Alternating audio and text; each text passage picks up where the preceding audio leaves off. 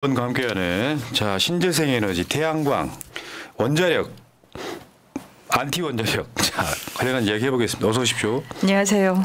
예. 자 이제 21대 국회를 나와서 지금 그래도 여전히 지금 우리 인류를 위해서 열심히 하고 계시는 분 이게 중요한 거예요. 인류를 위해서. 인류까지는 아니어도 대한민국이라도 좀. 지금 날씨가 좀 이상 기온이긴 해요. 예, 벌써 우리가 평균 1년 연평균 기온 1.5도씨를 넘어서고 있다라는 보도가 뭐 BBC, CNN 이런 데서 지금 계속 나오고 있어요. 근데 그 속도가 빨라지고 있잖아요. 그렇죠. 원래 1.5도씨 목표는 2030년까지 우리가 온실가스를 많이 감축하면 그래도 1.5도씨까지는 넘지 않을 수 있다. 이런 희망이 좀 있었거든요. 그랬는데 2030년이 되기 전에도 이미 1.5도씨 평균 기온 산업혁명 이후에요. 산업혁명이 일어난 지 지금 한 160년 되나요? 그러니까 그 이후에 지구 평균 기온이 1.5도씨를 훌쩍 넘어버린 거죠. 그러니까 이게 예상치보다 훨씬 빨라지고 있기 때문에 있다. 제가 걱정스러운 건 이제 우리 꼬맹이들이 그러니까 지금 우리 의원님도 꼬맹이 아직 어리잖아요. 이제 중학교 1학년. 근데 그런 아이들이 불과 한 10년, 20년 만에 우리는 그렇다 치더라도 그러니까. 아이들이 사는 세상에 막 말도 안 되게 덥거나 또 덥기만 한 것도 아니에요. 이상 기온 나면 엄청 추워지는 경우도 있습니다. 덥거나 춥기만 하면 괜찮은데 지금 뭐 우리나라도 비가 너무 많이 와가지고 오늘 밤 내일부터 지금 장마 시작된다고 하잖아요. 근데 그 비가 평년에 내리던 것보다 훨씬 더 많이 내린다거나 아니면 뭐 토네이도가 갑자기 발생한다거나 아니면 뭐 그 가뭄이 든다거나 폭풍우가 생각보다 훨씬 더 심하고 많고 여러 개가 한꺼번에 태풍이 몰려온다고. 옛날에는 하나만 온 것도 벅찼는데 그러니까요.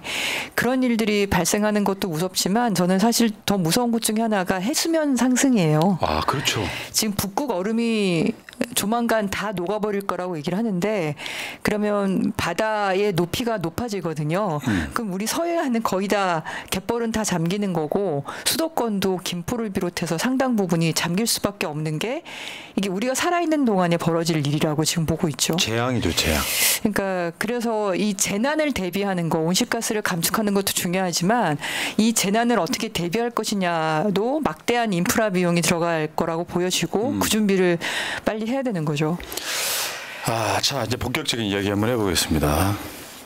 이코노미스트지가 표지로 태양광 시대의 서막이 열렸다 뭐 이런 내용으로 Dawn of the Solar Age. 그러니까 이코노미스트지의 주 테마인 거죠 지금. 그렇죠. 표지 커버 스토리 6월 22일자. 그러니까 지난 주죠. 6월 22일자 주간지니까 커버 스토리가 그러니까 표지 이야기가 태양광 시대의 서막이 열렸다. 이미 시작됐다 이렇게 보여지더라고요. 대표적인 신재생 에너지가 태양광이고. 그렇죠. 근데 이게 중요한 게 대한민국만 이상한 정권 들어서서 이 흐름을 역진하고 있기 때문에 더 우려스러운. 사실은 정말 안타까운 건 이명박 정부 때 그때만 해도 우리 민주당 정부가 노무현 정부 이후에만 됐어도 아예 정말 달랐을 거라 생각하는데 그때가 전 세계적으로 변화의 시기였어요. 2000년대 초반 중반 이때가. 그러면서 지금 무섭게 아주 빠르게 기하급수적으로 성장하고 있는데 우리는 그 수혜를 못 받고 있는 거죠. 우리는 정말 그 개걸음 치듯이 이렇게 조금씩 하던 거를 문재인 정부 들어서서 그나마 속도를 내다가 윤석열 정부 들어서 다시 꼬꾸라지고 있는 그런 상황이죠. 자, 다음 자료 한번 보여주세요. 여기 지금 그러면은 이코노미스트지의 예상인가요? 저 그래프가? 이 그래프가 뭐냐면 저 노란색 줄이 있잖아요. 노란색 줄. 태양광. 저 노란색 줄이 태양광이 저 정도 늘어날 거라고 국제에너지기구나 여러 이제 에너지 관련한 예측을 하는 여러 국제기구가 있을 거 아닙니까? 대표적으로 국제에너지기구인 IEA, 인터내셔널 에너지 에이전시라고 하는 거기서 예측을 한 게 번번이 빗나갔다라는 거 보여주는 거예요. 그러니까 2000년대 초반에 예측한 거, 근데 2010년에 예측한 거, 2020년에 예측한 게 다 빗나가고 실제로 저 까만색은 실측치예요. 실제로는 굉장히 빠른 속도로 저게 기하급수적인 거잖아요. 네. 그렇게 증가하고 있음을 보여주는 건데 예를 들어서 2004년에는 1년에 1기가와트 약 원전 한 기분량의 태양광이 전 세계적으로 건설이 됐다고 얘기를 하면 그게 2010년에는 한 달에 그만큼 늘어났고 그다음에 2016년에는 일주일에 그만큼이 늘어났고 2023년에는 하루에 2004년에 1년 늘어나던 게 하루에 늘어났고 지금 2024년부터는 이제 하루에 그만큼 두 배씩 늘어나고 있는 걸로 그렇게 예상이 되니까 과거의 모든 예측들이 벗어났다. 그러니까 그 앞에 보여주시는 것처럼 이제 미래에 되면 저 위에 주황색이 솔라라고 써 있잖아요. 그 전에 네. 거. 네. 예, 예. 그 솔라라고 써 있는 저 부분. 그러니까 전체 공급하는 에너지의 거의 대부분이 거의 절반가량이죠. 이 태양광에 의해서 공급이 될 거다라고 지금 예상을 하고 있는 거죠. 저 그래프로만 보면은 태양광이 거의 50% 육박하고요. 그렇죠. 여러분 맨 오른쪽 상단만 보시면 돼요. 그 밑에 풍력. 바람. 네.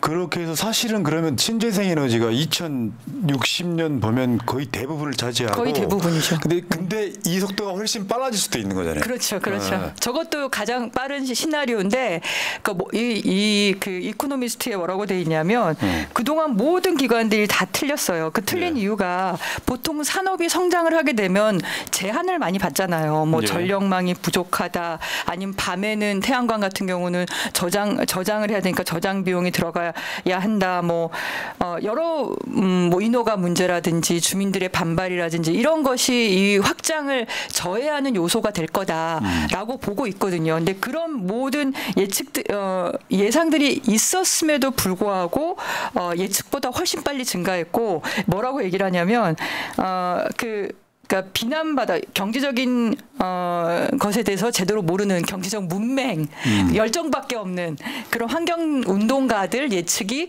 가장 들어맞았지만 그 환경운동가들 예측조차도 2030년에 한 921기가와트, 그러니까 원전으로 치면 원전 900개 정도일 거라고 예측한 것도 틀렸다. 왜냐하면 작년에 1419기가와트, 원전 1419개 분량만큼 누적량이 증가한 거예요.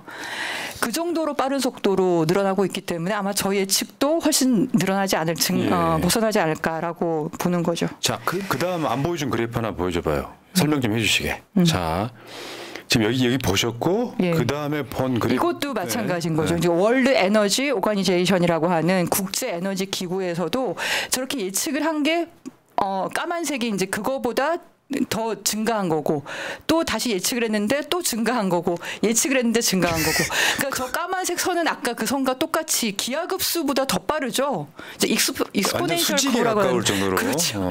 폭발적인 증가를 하고 그러니까 있다 이렇게 보는 거예요. 한국만 뭐냐면요, 여러분들이 에너지 비중을 원전 비중을 높여버리면 신재생 에너지 비중이 낮아지면서 그만큼 투자나 기술력도 떨어질 수밖에 없어서 완전히 역으로 가고 있다는, 그러니까 우리는 정반대로 가고 있다는 도표인 거. 그 다음 거 한번 보여주세요. 근데 요거는 지금 그러니까 지금 밑에 네. 있는 빨간색이 이제 원전인 거잖아요. 네. 그러니까 후쿠시마 원전 사고 나기 전에도 원전 비중은 줄어들고 있는 거죠. 줄어들고 빨간색 제일 밑에 있는 게 줄어들고 있는 거죠. 그게 결국 지금 9% 정도로 더 줄어든 거죠. 지금 실선 바로 옆에 왼쪽에, 네, 왼쪽 오른쪽에, 밑에 빨간색 동그라미로 이렇게 보이는 게 원전인 거죠. 근데 이제 2028년 정도 가면은 그 비중이 또 더 늘어나는 거잖아요. 네. 재생에너지는 더 늘어나는 거죠. 그래서 지금 현재의 기준으로 봤을 때 원전이 9% 비중이고 수력이 14%, 태양광이 5.5, 풍력이 더 높잖아요. 근데 저게 이제 곧 있으면 태양광 발전이 모든 것을 다 추월할 거다. 그러니까 2026년이 되면 지금 2024년이잖아요. 2026년이 되면 원전 9%를 넘어설 거라고 보고 있고 2027년에는 풍력보다 더 넘어설 거다. 왜냐하면 풍력은 또 같이 성장하고 있는데 같이 성장하지만 태양광이 더 빨리 성장한다 이렇게 보는 거예요. 그 차이가 있는데요. 풍력은 기업들이 주로 해요. 대기업들이 많이 하는 거거든요. 왜냐하면 워낙 큰 설비 산업인데 그렇죠. 타워 높이가 뭐 150m, 200m 그래요. 날개 하나 길이도 바닷가 그렇고. 같은 데 가면 예. 풍력 발전기 장난 아니죠. 근데 그거보다 배는 크다고 보셔야 돼요. 새로 네. 나오는 것들은. 네. 그러니 그 철과 그 케이블, 그 토목공사 비용 이런 게 일반 기업들이 당해내기엔 굉장히 어렵죠. 특히 우리나라 같은 경우도 그렇고 다른 나라도 그렇지만 건설 대기업 건설 회사들이 이제 풍력 발전에 많이 뛰어들고 있는데요. 근데 태양광은 누구나 할 수 있거든요. 지붕에도 할 수 있고 마당에도 할 수 있고 논에도 할 수 있고 밭에도 할 수 있고 제가 이번에 그 일본 갔다 오면서 본 거 혹시 동영상 보여주실 수 있을지 모르겠는데 그럼 봅시다. 저 보시면 이게 나리타 공항에서 동경으로 들어가는 전철을 기차를 탄 거였거든요. 기차 옆에 빈 부지가 있잖아요. 그 빈 부지에 태양광을 저렇게 깔아놓은 거예요. 이놈들 원전 때문에 세계가 지금 일본한테 지금 뭐랄까 불만이 많은데 지네들은 지금 저거 하고 있네. 왜냐하면 그 일본이 후쿠시마 원전 사고 나기 전에 전체 전력에서 원전이 차지하는 비중이 30%였어요. 우리나라랑 똑같았거든요. 지금은 5%인가밖에 안 돼요. 와, 5 내지 6% 정도밖에 안 돼요. 그러니까 왜냐하면 이 사람들은 그건 확실해요. 그러니까 안전 기준을 높였어요. 후쿠시마 원전 사고 이후로. 그러니 모든 거를 안전 기준 높인 거에 맞춰서 새로 설비를 하려다 보니까 그 민간 기업들이거든요. 다 이 기업들이 포기를 하는 데가 절반.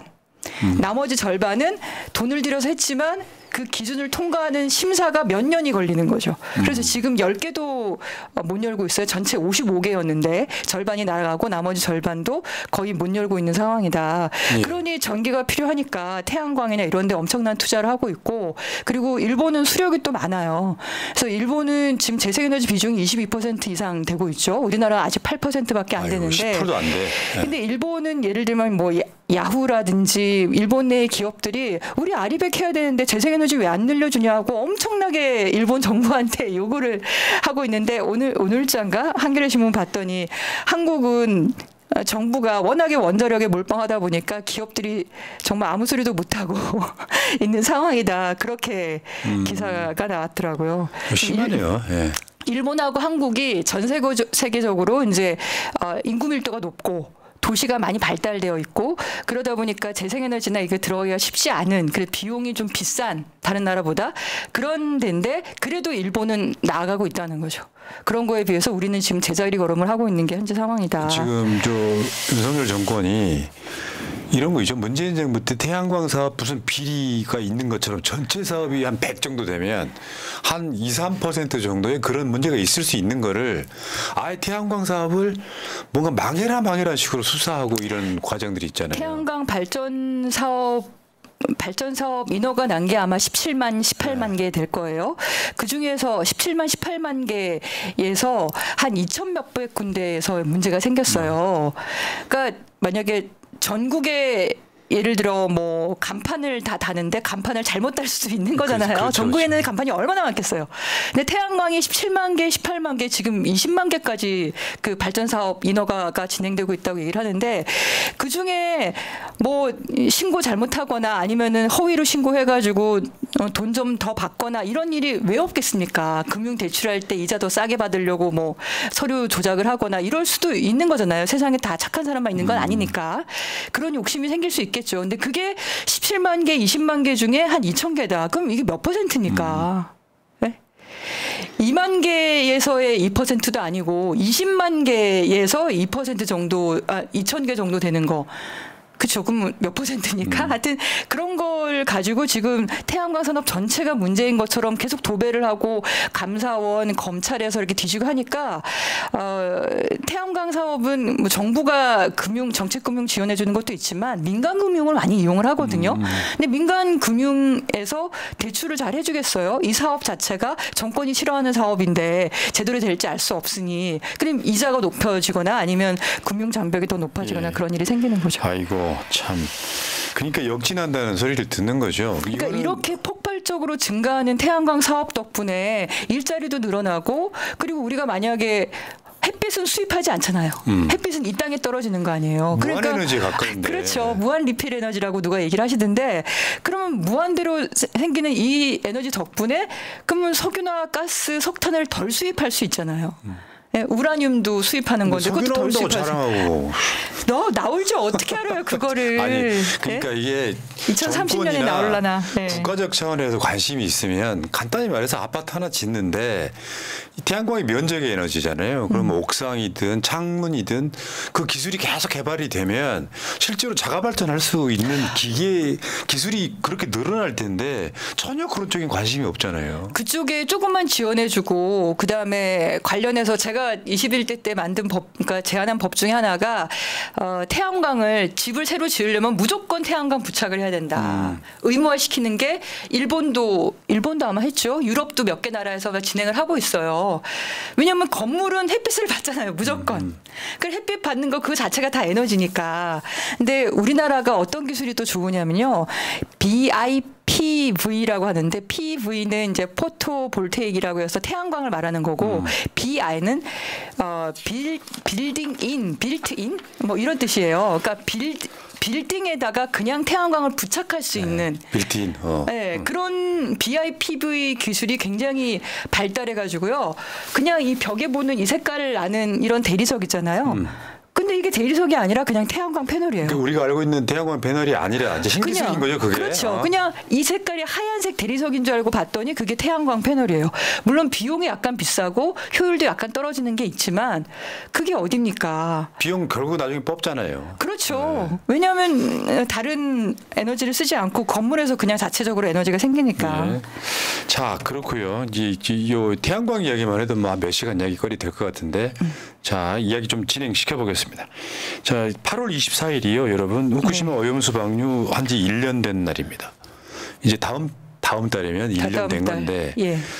하지 말라고 전 세계 국가들이 난리를 치고 우리나라 국민들도 엄청 반대를 했습니다만 결국 윤석열 정부의 용인 아래 후쿠시마 오염수 방류를 했고 그게 1년 됐는데 저 깜짝 놀랐던 거예요. 중간중간에 1차 방류 얼마 했다. 2차 방류 얼마 했다. 사실 우리가 예측했거니와 이 방류는 끊임없이 계속될 예정이잖아요. 그렇죠. 근데 그 방사성 물질은 바다에 계속 누적되고 있는 거잖아요. 그렇죠. 이 책임을 누가 지는 거예요? 그러니까요. 여기 찬성했던 사람들이 책임을 져야 되는데 책임질 수 있는 방법이 없어요. 문제는. 현재까지 지금 나온 데이터가 하루에 저것도 사실인지 아닌지 모르겠습니다만 7,800톤씩 총 46,800톤을 방류를 했다. 근데 저것도 좀 믿기 좀 어렵습니다. 새어나가고 있는 게 있어서 사실 전문가들 얘기는 이 방류 전에 그냥 바다로 흘러 들어가는 것부터 빨리 막아야 된다. 그게 급선무다 이렇게 얘기를 하고 있죠. 근데 그걸 동경전력이나 일본 정부는 인정하지 않으면서 그 오염수를 우리가 다 컨트롤할 수 있고 처리를 잘해서 처리수를 내보내는 거다 이렇게 주장을 하고 있는 거죠. 네. 자, 근데 지금 상황들 조금만 좀 설명을 해주세요. 그러니까 그 작년 8월 24일이었죠. 네. 그때 여름 되면서 집회를 꽤 많이 했던 걸로 기억을 하고 제가 일본에 가서도 항의를 하고 그랬었는데 여러 의원님들하고 같이 가서 어부들하고도 같이 가서요.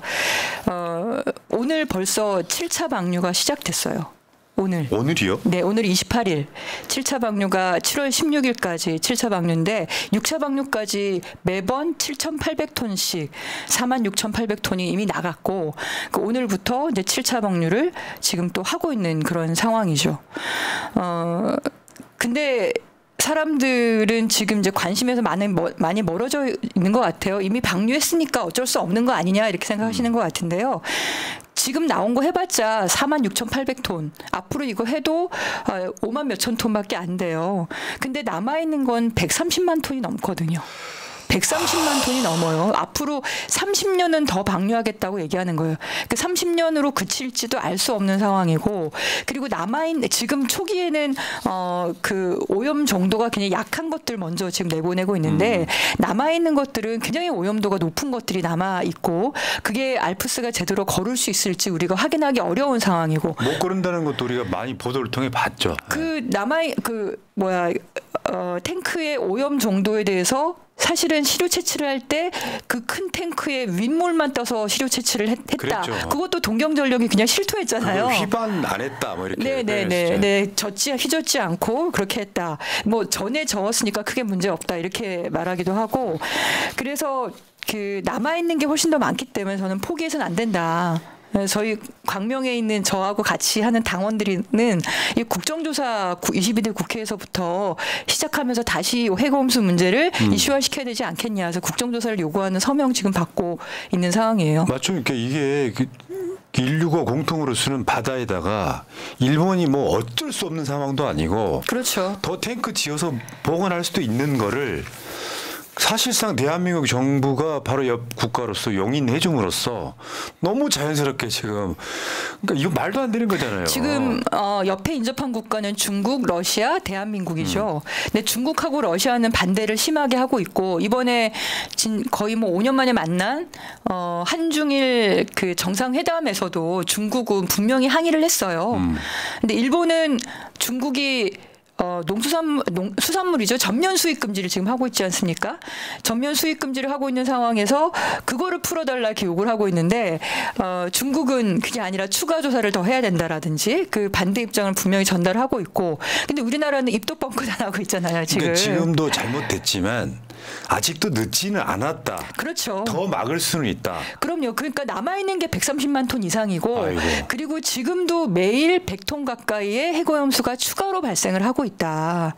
근데 지금 뭐 4만 몇천 톤 내보냈으니까 보관하고 있던 통을 해체하겠다라고 발표를 했어요. 아이고 그게요. 이거 한번 보고 가실까요? 2023년도 일본산 식품 방사성 물질 검출 현황. 이런 것들 보면 속이 터져요. 그러니까 이게 있잖아요. 어떻게 보면 권력과 자본을 가진 세력들이 야야 그 방사성 그거 뭐 별거 없어라고 거짓말을 하지만 실제로 저게 원래 일본 후생성이 발표한 자료를 환경운동연합이 정리한 다시 정리한 거죠, 그렇죠. 지금 이미 이 데이터는 지금까지 방류에 내려간 그 양의 사실상 어떻게 보면 반영이 거의 덜 된 상태라고 보면 되죠. 네. 그렇죠. 지금 검출률 수산물 4.0, 농산물 13.6, 축산물 1.0, 야생 조수육 36.7, 기타 가공식품 4.4 이런 식으로 지금 전체 총계가 7.9%의 검출률을 보이고 있습니다. 다음 한번 보겠습니다. 2022년과 23년 일본 농수축산식품 방사선 물질 검사 결과 비교. 실제로 2022년하고 23년에 월등하게 증가하는 상황이 훨씬 많거든요. 그다음에 일본 전역 방사선 물질 다량 검출 수산물 중담수어 해수어, 담수어. 예. 뭐 여러분들 화면에 보시다시피 이렇게 계속 검출이 되고 있어요. 그게 후쿠시마에서 나오는 이 방사성 물질 오염수를 방류하지 않더라도 그 주위에서 엄청 오염돼 있다는 건 누구나 알고 있는 사실인데 자, 뭐 농어, 쏨뱅이, 장어 뭐 이렇게 계속 검출이 되고 있고요. 한국 정부 수입 금지 및 허용 지역별 일본 수산물 방사능 검사 결과 세슘 검출이 4.2%, 15,826건 중에 658건에 세슘이 검출되고 있습니다. 그다음 2023년도 일본 전역 방사성 물질 다량 검출 버섯 이게 수산물만 그런 게 아니고 농산물에서도 지금 저렇게 우리가 이제 수산물 8개 현에서 수산물을 후쿠시마 현을 비롯한 금지를 하고 있는데 문제가 가공된 거는 수입이 되고 있다는 거예요. 가공된 거는. 근데 지금 후쿠시마 현이나 그 인근에서 저렇게 오염이 되어 있는 게 확인이 된다면 그걸 가공한다고 방사성 물질이 사라지는 게 아니거든요. 오히려 더 농축이 되면 농축이 됐지.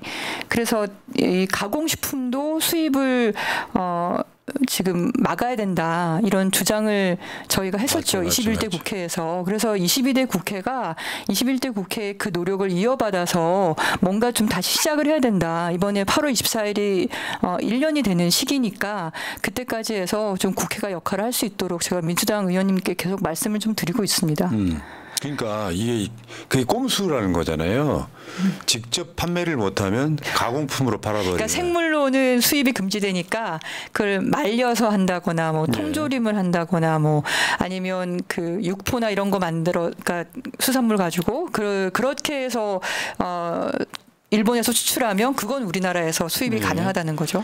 그러니까 야생 조수육 뭐 이것도 지금 방사능이 검출되고 있고 그 다음 거 한번 보겠습니다. 일본산 수입 규제 및 핵종 검사 요구 국가 수.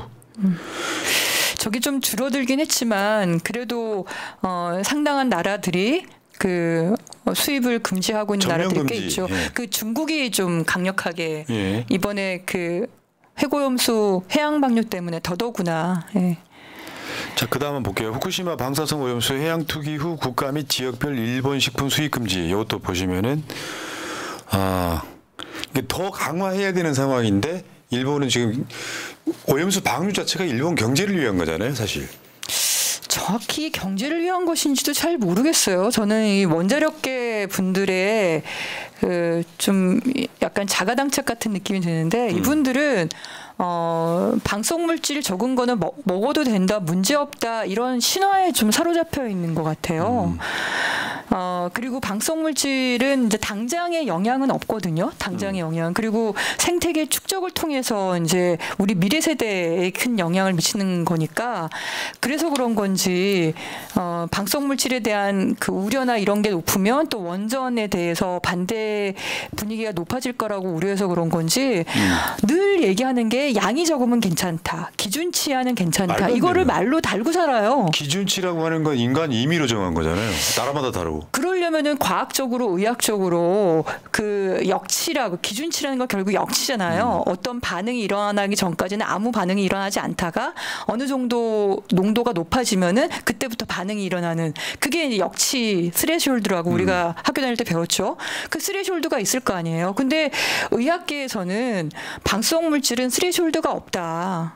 제로가 되어야만 발병을 하지 않는 거지. 제로가 아니라 조금이라도 있으면 적게라도 발병을 한다라는 게 의학계의 정설이에요. 기본 뭐 그러니까. 의학 교과서에도 나오는 거고. 근데 그걸 이제 원자력계 쪽도 그렇고 방사선 의학 하시는 분들도 기준치 얘기를 계속 하시더라고요. 근데 아이고. 그 기준치는 인체에 무해하다는 기준치가 아니라 우리가 어쩔 수 없이 엑스레이도 찍어야 되고 CT도 찍어야 되고 그리고 건물할 때 비파계 검사도 해야 되고 조선 산업에서 이렇게 용접할 때도 그런 걸 하거든요. 방사성 물질을 이용을 해요. 그걸 우리 일상생활에서 의학이라든지 산업에서 사용하는 게 있으니까 그럴 때 그걸 컨트롤할 때 그래도 최소화시켜서 피폭되게 하기 위한 기준치를 만든 거지 그 정도 피폭되면은 인체에 아무 문제 없다라는 기준치는 아닌 거죠. 이걸 좀 혼동하고 있다라고 봅니다. 작년에 후쿠시마 오염수 방류 반대 국민적 관심이 되게 컸었잖아요. 네네. 근데 이 이슈가 사라지고 나니까 사람들이 또 언제 그랬냐는 듯이 잊고 지내는 게 더 문제라고 저는 생각합니다. 약간 이제 심리적인 회피? 그렇죠. 포기 이런 것도 있는 것 같아요. 그래서 그럴 때일수록 저희 같은 사람들이 계속 뭐라도 해야 되는 거 아닌가 싶고 우리는 포기하지 않았다. 아직 130만 톤이 그럼요. 남아있다. 그리고 매일매일 100톤이 더 생기고 있으니까 지금 나온 게 그중에 세 발의 피다. 그러니 빨리 이걸 중단할수록 더 좋은 거니까 포기하지 말고 계속하자. 이 말씀을 계속 드리고 재밌는 싶고. 게요. 예. 그 아파트 단지 같은 데서 화장실에 담배 피우면은 네. 막 엘리베이터 아니고 어디고 막 글 붙이고 난리 나잖아요. 네. 옆집에 담배 하나 피우는 것도 그 난리를 치면서 후쿠시마 그 핵 오염수를 바다에 버리는 건 관심이 없다는 건 전 이해가 안 갑니다. 이게 아무렇지도 않게 그냥 허용이 되면 일본만 그러겠어요. 참. 바다에 핵 폐기물을 버리는 거를 러시아가 그렇게 했을 때 일본이 얼마나 정말 난리를 쳐가지고 예. 국제적인 결의문까지 만들고 그랬는데, 그러니까 버리기 시작하면 계속 버린다니까요. 그러니까 그걸 어쨌든 뭐 시간이 걸리더라도 막는 수밖에 없습니다. 알겠습니다. 자, 그 양희원영 의원께서 지금 현역은 아니지만 계속 관심 있게 해주시고 새날도 그런 의미 때문에 지금 우리 의원님을 모시고 있고요. 자, 근데 하나만 더. 이건 이제 환경하고 다른 이슈인데, 광명시 의회에서 일어난 사태. 저도 방송 준비하기 전에 그 보도를 봤어요. 네.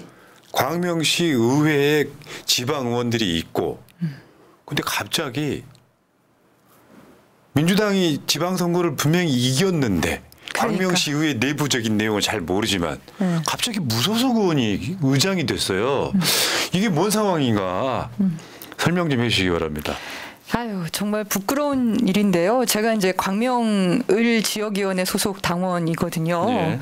그러니까 광명에 제가 사니까 국회의원이 아니라 하더라도 우리 당원 중에 한 명으로서 저도 역할을 하고 있죠. 활동을 같이 하고 있고.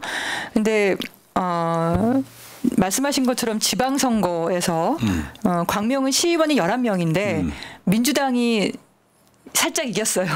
시장도 민주당이고 시의회 11명 중에 6명도 민주당이에요. 그러니까 민주당이 다수당인 거죠.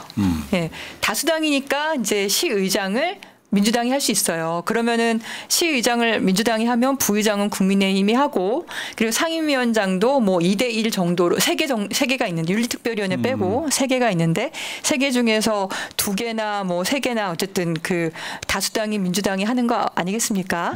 그런데 이번에 어떤 일이 벌어졌냐면 6명의 민주당 시의원 중에 1명이 탈당을 해버렸어요. 탈당을 하고 국민의힘이랑 같이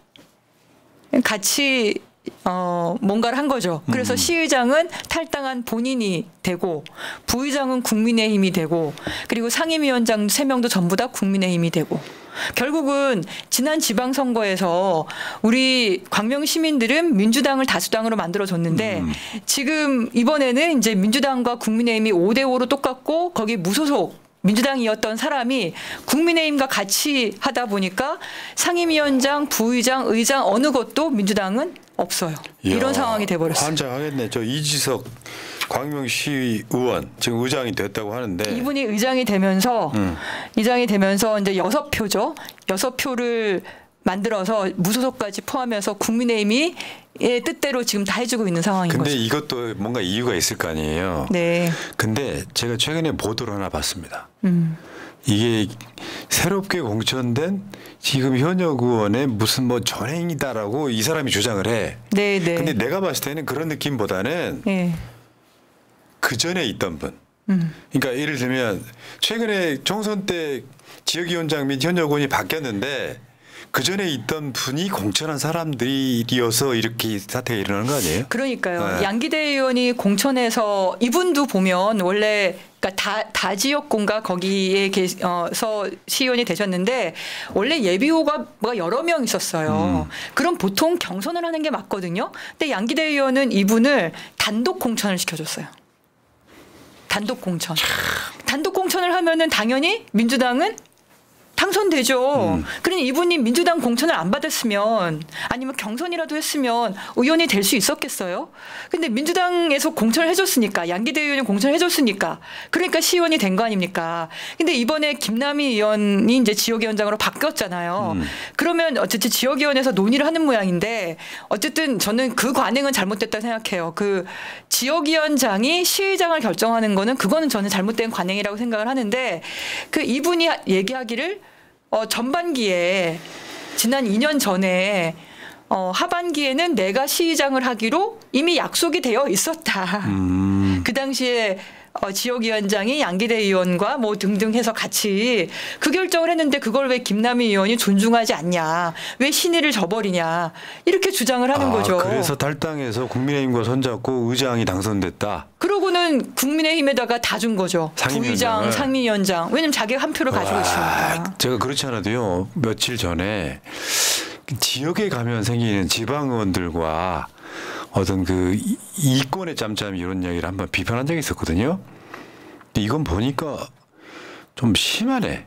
아니 그러니까 시의원은 국회의원의 시다바리가 아니에요. 네. 그리고 국회의원이 너 시의장 해 하면 시의장하고 아니야 그러면 아니고 그런 게 아니거든요. 시의원은 시민의 대표인 거고 그리고 시의원들이 봤을 때 누가 시의장 할 만하다라고 하면 그들의 판단에 의해서 거기도 의원총회를 하니까 그렇게 되는 거고 그리고 우리는 중앙당에서 이미 국회의장도 당원 권리당원의 의사를 20% 반영하는 걸로 당원 당규까지 바꿨잖아요. 예. 근데 이번에 그럼 시의장이 될 거면 그런 절차를 제도적으로 마련할 때 권리당원이 어려우면 뭐 지원의 뭐 상무위원회라든지 아니면 이번에 새로 뽑는 대의원들이라든지 뭐 방법은 여러 가지가 있겠죠.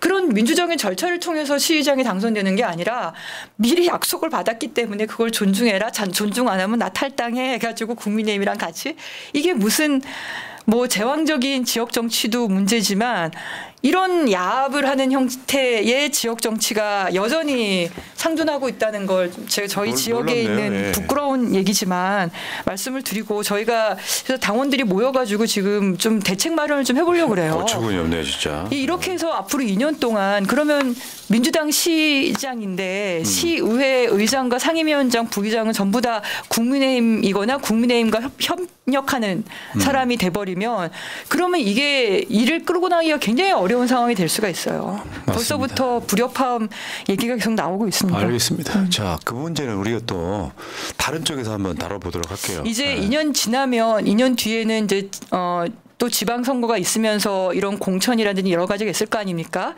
그럴 때 우리가 당원 중심의 정당이라고 말하는 민주적 절차를 어떻게 잘 반영시킬 건지 그걸 좀 지금부터라도 고민하고 이런 사례를 좀 보면서 더 이상의 지역 정치가 이렇게 야합과 뭐 주먹구구식으로 이런 전행이 일어나지 않도록 만들려면 어떤 시스템을 구축하는 게 좋을지 그걸 고민을 해보는 게 좋을 것 그 같습니다. 지역 토 기득권들이 사실은 변화를 바라지 않고 있는 모습이라고 저는 일단 봅니다.